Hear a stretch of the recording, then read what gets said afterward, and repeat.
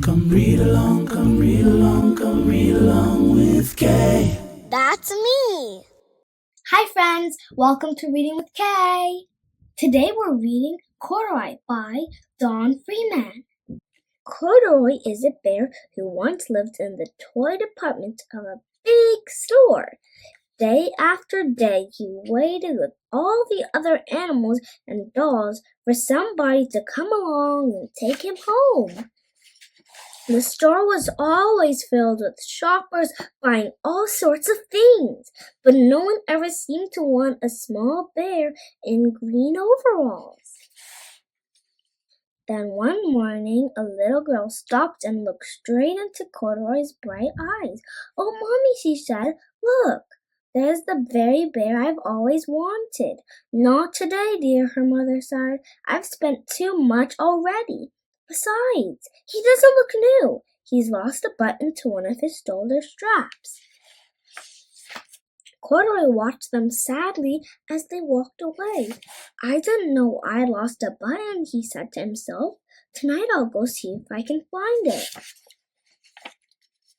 Late that evening, when all the shoppers had gone and the doors were shut and locked, Corduroy climbed carefully down from his shelf and began searching everywhere on the floor for his lost button.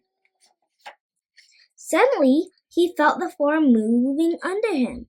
Quite by accident, he had stepped onto an escalator, and up he went. Could this be a mountain? He wondered. "I think I've always wanted to climb a mountain." He stepped off the escalator as it reached the next floor, and there, before his eyes, was a most amazing sight. Tables and chairs and lamps and sofas and rows of beds. "This must be a palace," Corduroy gasped. "I guess I've always wanted to live in a palace." He wandered around admiring the furniture. "This must be a bed," he said. "I've always wanted to sleep in a bed," and up he crawled onto a large, thick mattress. All at once he saw something small and round. "Why, here's my button," he cried, and he tried to pick it up. But like all the other buttons on the mattress, it was tied down tight. He yanked and pulled with both paws until, pop! Off came the button, and off the mattress Corduroy toppled, bang, into a tall floor lamp. Over it fell with a crash. Corduroy didn't know it, but there was someone else awake in the store. The night watchman was going his rounds on the floor above. When he heard the crash, he came dashing down the escalator. "Now who in the world did that?" he exclaimed. "Somebody must be hiding around here." He flashed his light under and over sofas and beds until he came to the biggest bed of all, and there he saw two fuzzy brown ears sticking up from under the cover. "Hello," he said. "How did you get upstairs?" The watchman tucked Corduroy under his arm and carried him down the escalator and set him on the shelf in the toy department with the other animals and dolls. Corduroy was just waking up when the first customers came into the store in the morning, and there looking at him with a wide, warm smile was the same little girl he'd seen only the day before.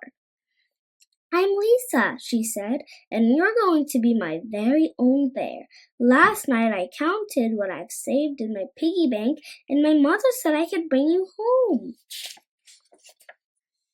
"Shall I put him in a box for you?" the sales lady asked. "Oh, no thank you," Lisa answered, and she carried Corduroy home in her arms. She ran all the way up 4 flights of stairs into a family's apartment and straight to her own room.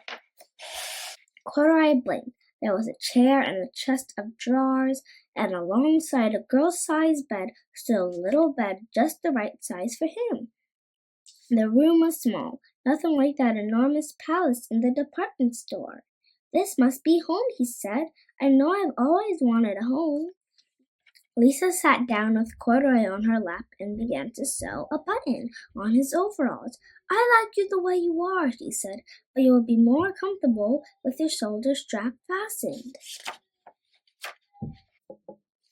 You must be a friend, said Corduroy. I've always wanted a friend.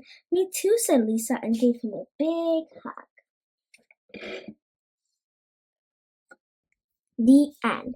Thank you for reading with Kay. See you next time. Bye, friends. Say bye, Corduroy. Remember to like, share, and subscribe. Thank you.